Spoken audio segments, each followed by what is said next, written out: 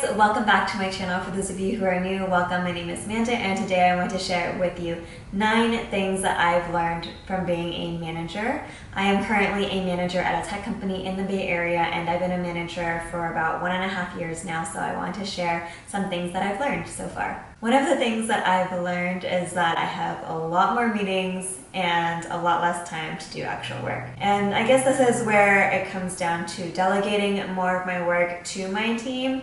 And at first it was really weird because I used to be an individual contributor, I used to do most of the work, and now I had to kind of delegate other people to do it for me. It was definitely hard to let go of things, especially different tasks that I had been doing for years now, and I also didn't feel comfortable giving away work. You know, I'm around the same age as some of these other people on the team that have to do the work, and it just felt weird. I didn't want to make it seem like I was too lazy to do it myself, but I learned that it's really important to delegate work to other people, and it helps them grow. It helps build their experience and their knowledge. It frees up my time to worry about other things and meet with other managers on the team and talk about, more high-level visions for the team. So I think that's where a lot of my time is more dedicated to. I think seeing it as more of an opportunity for their growth is a way to look at it that really makes me feel more comfortable with doing it. So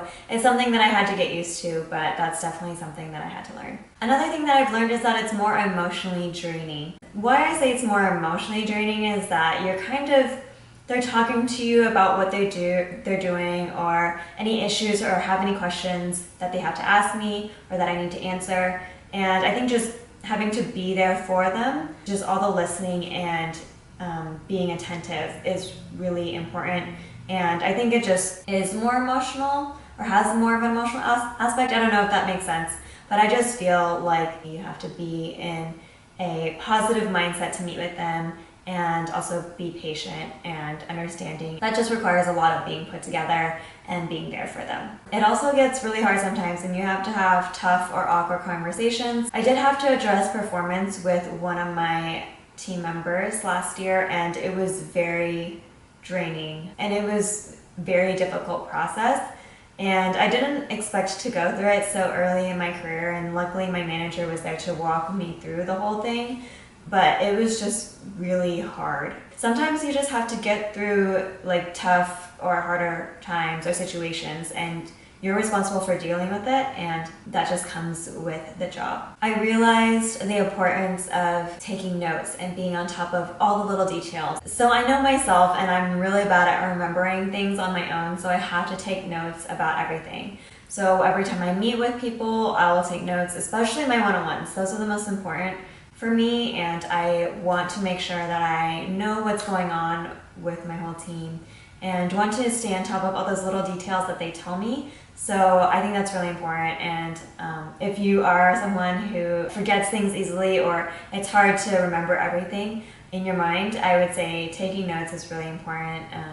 Just to stay on top of, the things that you want to talk about, or the things you want to address, or just things to keep in mind for future reference, or things that might be useful for them later on. So just keeping track of all that stuff through notes is really useful. I also definitely underestimated how much time it takes to recruit for new people. It takes so much time. It's not only just recruiting them, which could include going to career fairs, which luckily my team handled because I was on PTO during these times, but even looking through or reviewing resumes, doing phone interviews or in-person interviews, those just take up so much time. And depending on how many positions you have, it's basically a certain level of effort, or this many hours or this many days of prep, and multiplied by how many people you're hiring. So at one point I was potentially hiring 3 to 6 people, and so I was just reviewing a ton of resumes and setting up so many interviews, and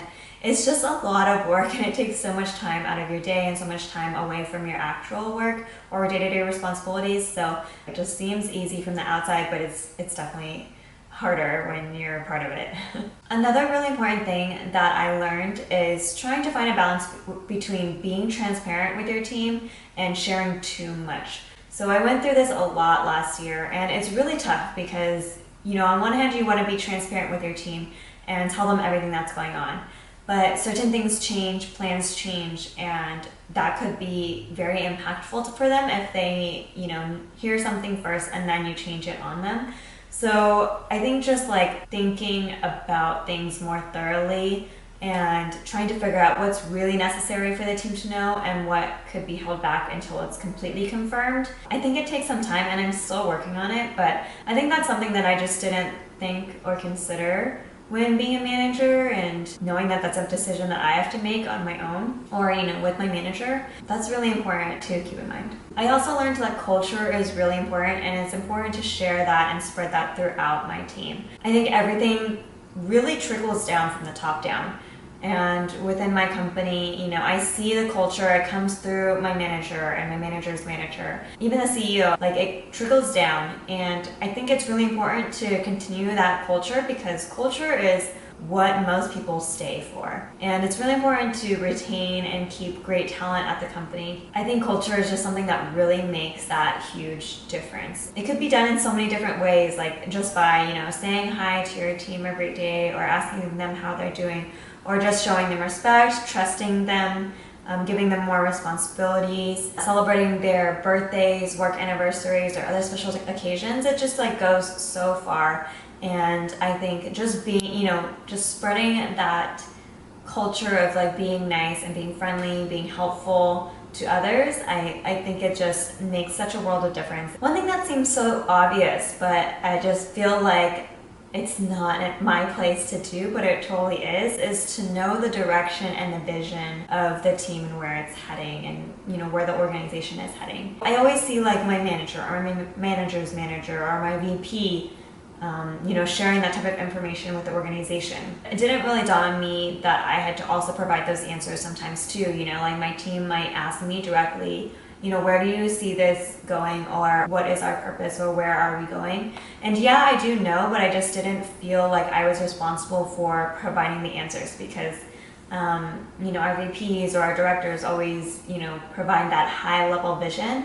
But I think it's really important for us as managers to also be able to answer those questions and be on the same page as everyone else. And I think that's where some of those other meetings come from when you're touching base with other managers or the director or the VP. I think I'm still getting used to the fact that the team will go to me for those types of questions because I still sometimes see myself as their level as well, but yeah.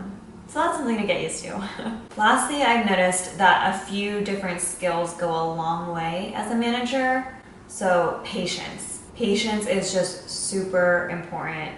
Sometimes you'll have difficult conversations or just, being patient to just listen to people's perspective. You just have to be patient with everyone. Along those lines, good listening skills are obviously really important and they kind of go hand in hand. Being able to listen to what people have to say is just, that's what they deserve. And if you want people to listen to you, you need to, do the same thing as well. What also goes hand in hand with listening is understanding. Understanding is important because you want to understand where people are coming from. You want to understand the reason behind different things that are done.